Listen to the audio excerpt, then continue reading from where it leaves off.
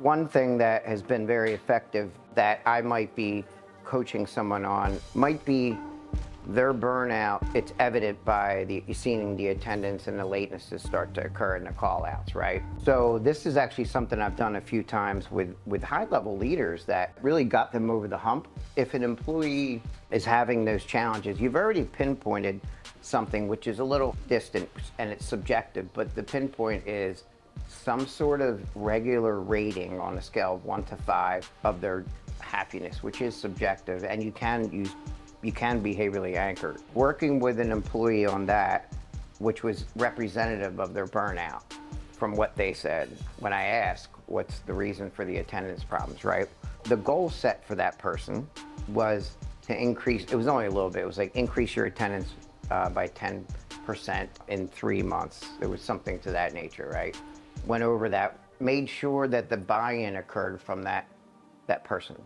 You know how it is now, like everyone, they all feel they have to have say in their goals. It probably always was that way, but more than ever now. The thing that the employee would self-monitor was this simple, they would text me on a scale of 1 to 5, their job satisfaction. And here's why. Because 5 being they're very satisfied that week or that day, and 1 being they're not.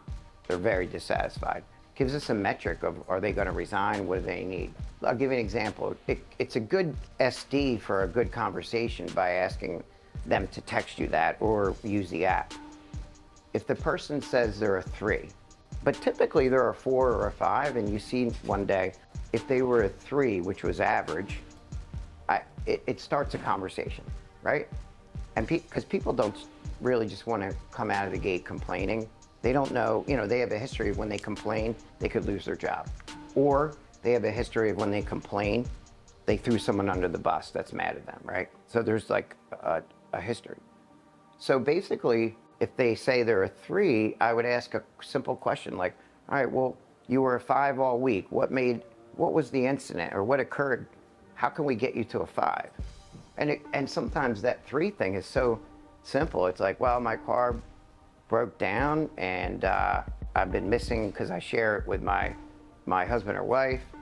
And then a simple thing that got them back on track was we rented a car for a couple of days. Like, there are so many little things that you wouldn't know that people won't ask about. Not that that's sustainable to rent everyone cars. That's just an example. And then getting the reciprocal feedback of 4, and then the pay for performance for that person was they met their scorecard goals and were able to receive a promotion per the hour or per salary. It really goes a long way. And then they have some control over it. Now, there's another reason that self-monitoring is effective, because with the shortage of BCBAs, right, and the shortage of the labor force, it allows people to become independent without you. So by self-monitoring, the key performance indicators that you're gonna rinse and repeat over and over every day to help them become successful, it allows them, you fade from daily to weekly to monthly, and then you have your in-persons when there's things to talk through, but that creates the cohesiveness, and you can fade, right? You can fade your presence as a result of them self-monitoring, and then they get in good habits of doing it.